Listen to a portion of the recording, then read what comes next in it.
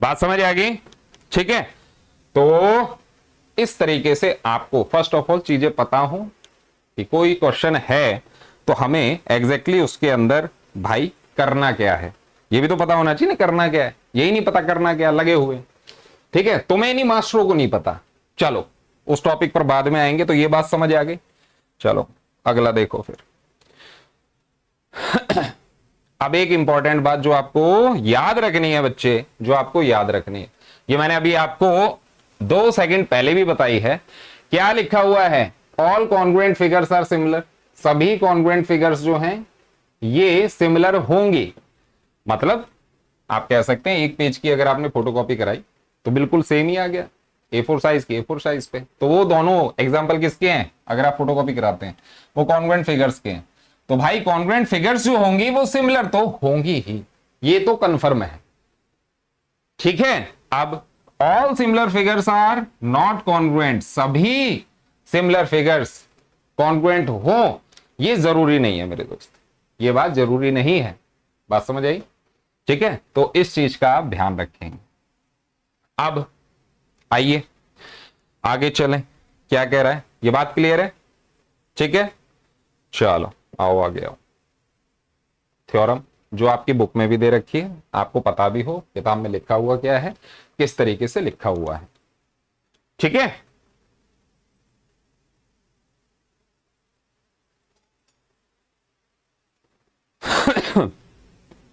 तो इस बोर्ड के ऊपर कुछ लिखा हुआ है, अभी समझ नहीं आ रहा होगा, अभी मैं इसे समझाता हूं, फिर आपको ये बिल्कुल क्लियर तरीके से समझ आ जाएगा। माय डियर फ्रेंड ध्यान से देखना क्या है। देखो ये जो थ्योरम है ना, ये आपकी एनसीईआरटी में भी गिवन है।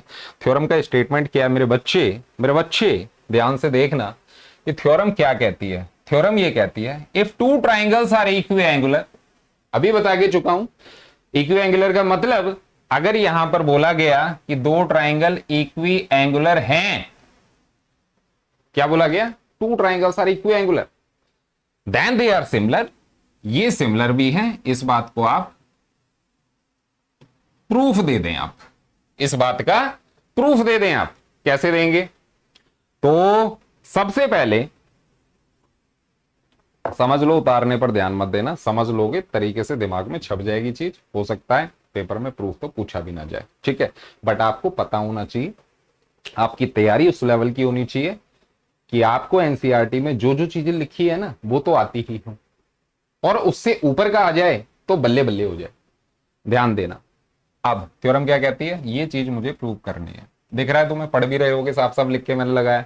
अब क्या होता है, मैं साथ साथ प्रूव करूं तो घोच पोच हो जाता है सारे बोर्ड पे, ठीक है, सबके पल्ले नहीं पड़ता, तो पहले ही मैंने लिख दिया है। अब इसे मैं आपको ऐसा समझा दूंगा कि आप भूलोगे नहीं मेरे बच्चे, ध्यान से देखना। Two triangles are equiangular, कहने का मतलब ये आप एक ट्राइंगल देख रहे हैं एबीसी बना हुआ, और एक देख रहे हैं डीईएफ, ठीक है, ये दोनों क्या हैं? इक्वी एंगुलर हैं। इक्वी एंगुलर कहने का मतलब कि एंगल ए, यहां पर ध्यान से देखो, एंगल ए जो होगा एंगल डी, मतलब ये वाला एंगल सर इसके बराबर, अभी इक्वी एंगुलर बताया। Angle B angle E, angle B आपका एंगल ई के बराबर है, और एंगल सी जो है मतलब ये वाला जो है ना बेटे, ये इसके बराबर। बात समझ आ गई? तो यहां क्या लिखा हुआ है? If two triangles are equiangular, कहने का मतलब दो ट्राइंगल इक्वी एंगुलर हैं, ये गिवन है। सेट मामला। अब देखो आगे मेरे बच्चे, अगर ऐसा है तो ये चीज आपकी गिवन में होगी, यहां पे मैंने लिख भी दिया दिस इज गिवन पार्ट। ऐसे आप अपनी कॉपी में अगर उतारना चाहो उतार भी लो, मैं टाइम दूंगा उतार लेना, ठीक है। तो ये हो गया गिवन। अब इसको जब हम प्रूव करते हैं तो इसके बनते हैं 1 नंबर का केस, 2 नंबर का केस और 3 नंबर का केस। केस पे केस, तारीख पे तारीख पड़े, तारीख पे तारीख पड़े।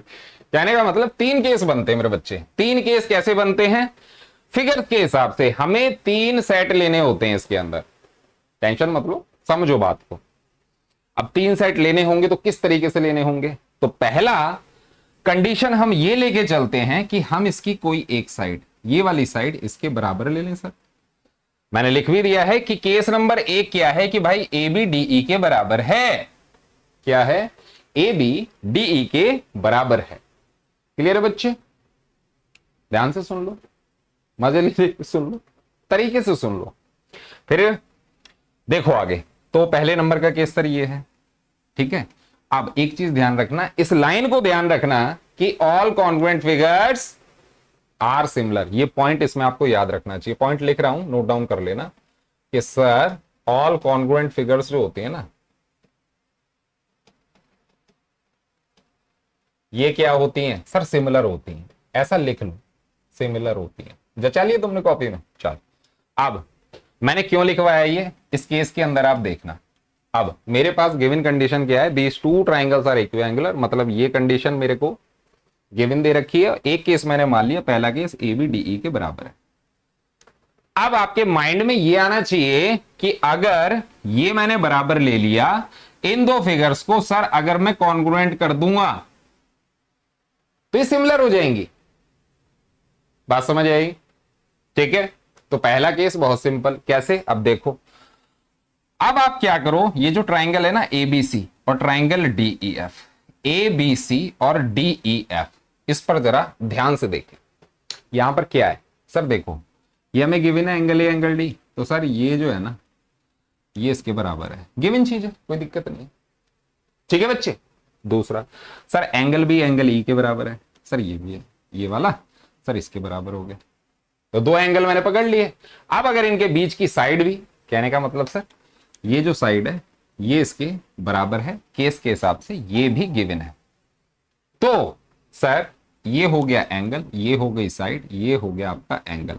तो ए ऐसे क्राइटेरिया से, ए ऐसे क्राइटेरिया से ये दोनों क्या हो गए सर? कॉन्ग्रुएंट हो। बैठ गई खोपड़े में बात? ये दोनों कॉन्ग्रुएंट हो गए। सबसे सिंपल केस है पहले नंबर का केस, जिसके अंदर हम दो साइड को ए बी डी के बराबर लेके चल रहे हैं। आप जरूरी नहीं इसी को लें सर, आप इसको ले लें, तो उसमें भी सेम चीज है बेटा। ये वाला एंगल इसके, ये वाला एंगल इसके और ये वाला एंगल इसके, ये गिवन हो जाएगा। Angle B angle E, angle C angle F, ये दो एंगल हो गए। ये वाली साइड आपने स्टार्टिंग में बेसिक लेट करके चले आप, तो वहां भी आप इसे कॉन्ग्रुएंट कर देंगे। और कॉन्ग्रुएंट होते ही, if congruent they are similar also, अगर ये कॉन्ग्रुएंट हैं तो ये सिमिलर भी है। बात समझ आई? बहुत बेसिक प्रूफ है, एनसीईआरटी छपा पड़ा है, कोई हेल्पिंग बुक भी पढ़ते हो वहां भी छपा पड़ा है। समझ नहीं आएगा, अब समझ आ जाएगा क्या लिखा हुआ है आपकी किताबों में, काले अक्षरों में क्या लिखा हुआ है। क्या ये बात समझ आई मेरे बच्चे? ठीक है, उतारना चाहो उतार लेना, कोई इश्यू नहीं। अब देखो, यहां पर आओ, केस नंबर 2 भी है कुछ, इसे समझो जरा डिटेल में। ठीक है, समझ लो, खाली टाइम में प्रैक्टिस लगा लेना, वीडियो चैनल पे डली रहेगी, कहीं भाग नहीं जाएगी। ठीक है, अब देखो इसका सेकंड नंबर का केस क्या है, ध्यान से समझना, इसमें थोड़ा सा आपका हो सकता है दिमाग लगे। यहां देखो बच्चे, यहां पर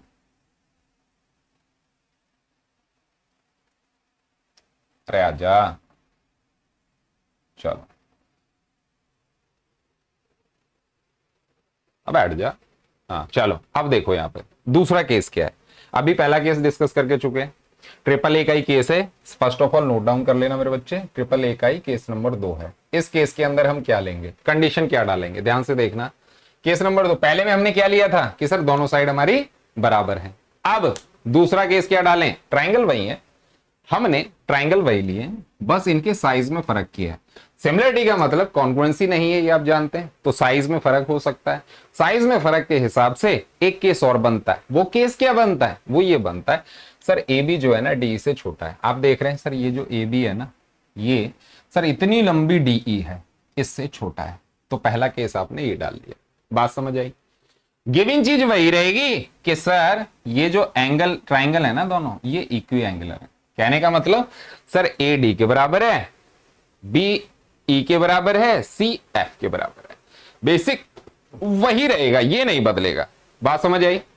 अब देखो आगे की बात, यहां पर कंडीशन हमने ये ले ली कंस्ट्रक्शन याद रखना, जब भी आप कोई चीज प्रूव करने जाते हैं ना, वहां पर आपको मेरे बच्चे कंस्ट्रक्शन याद रखनी चाहिए। कंस्ट्रक्शन भूल जाओगे तो वहां पर फिर अपनी हिसाब से कंस्ट्रक्शन बनानी शुरू करोगे, और बनानी शुरू करोगे तो क्या पता प्रूफ हो भी पाए या नहीं भी हो पाए। तो स्मार्ट वर्क ये होता है, कंस्ट्रक्शन को आप हमेशा याद रखें। देखिए स्ट्रीम सही चल रही है, वो चेक कर लो।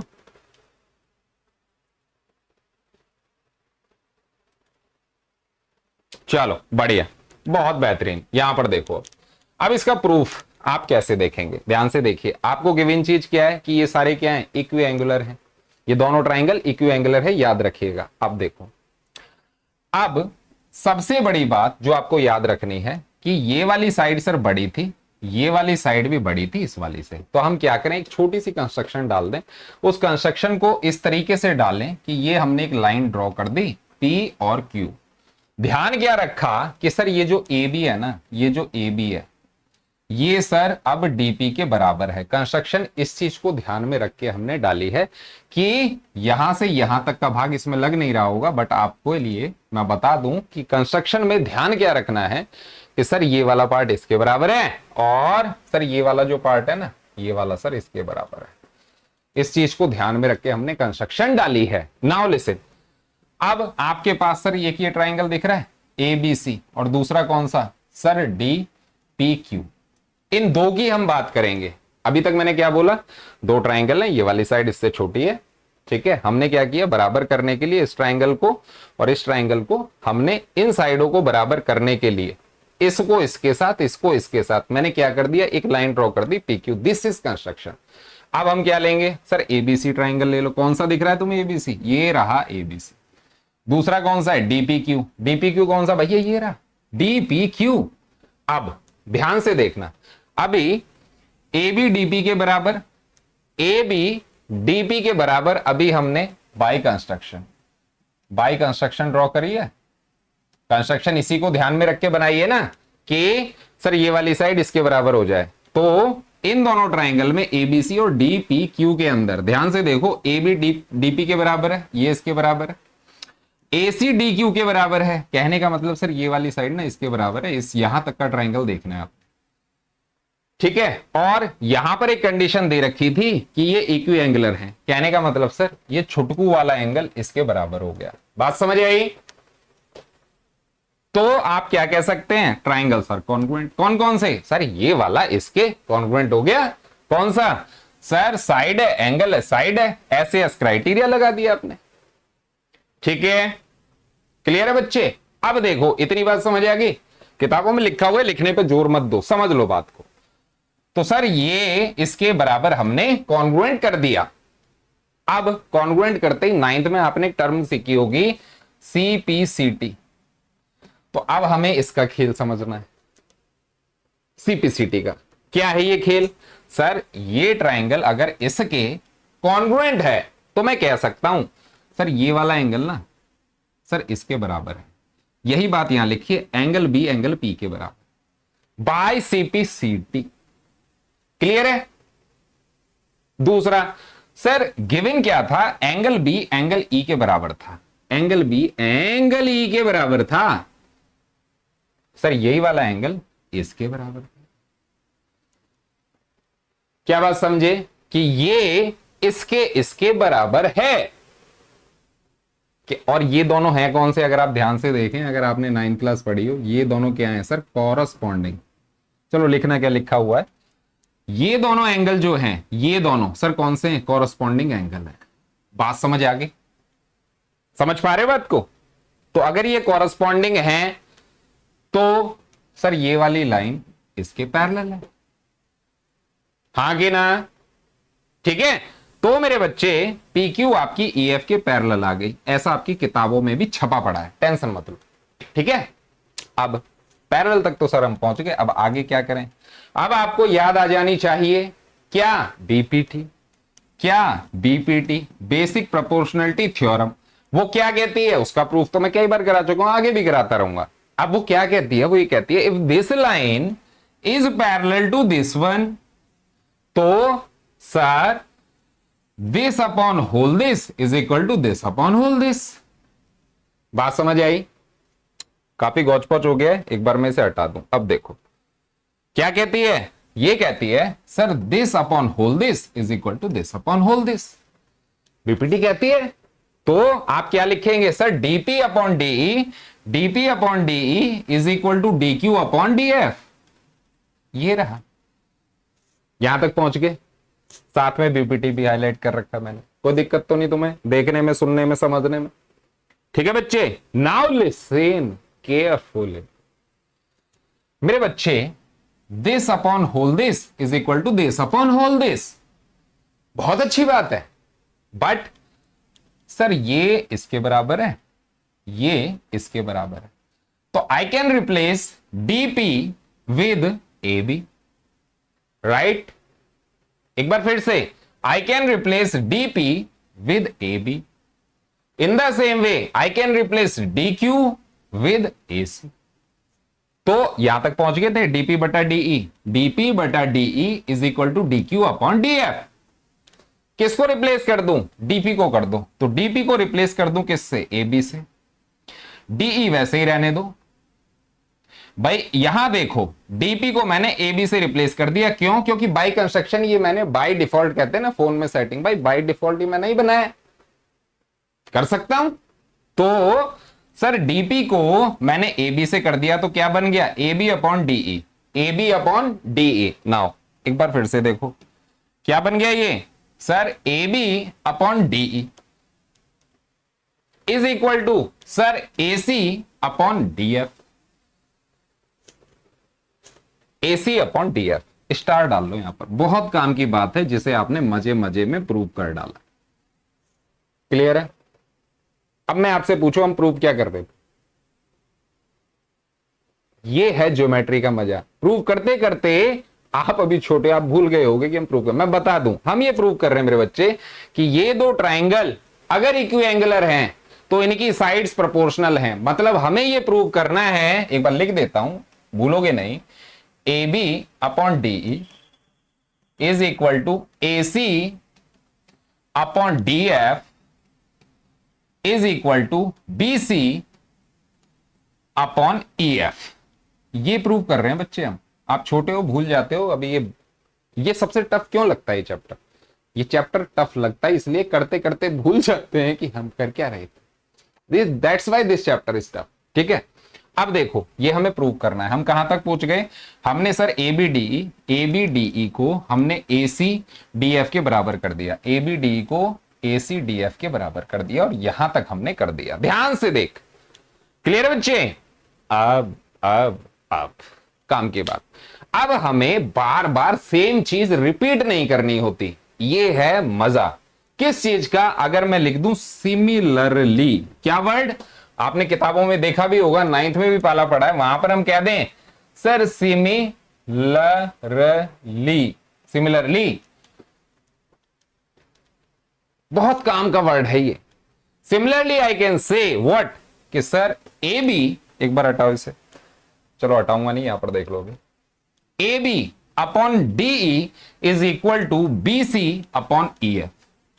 क्या बोला मैंने? एक बार फिर से, मैं कह सकता हूं कि A B upon DE is equal to B C upon E F with the help of this word similarly.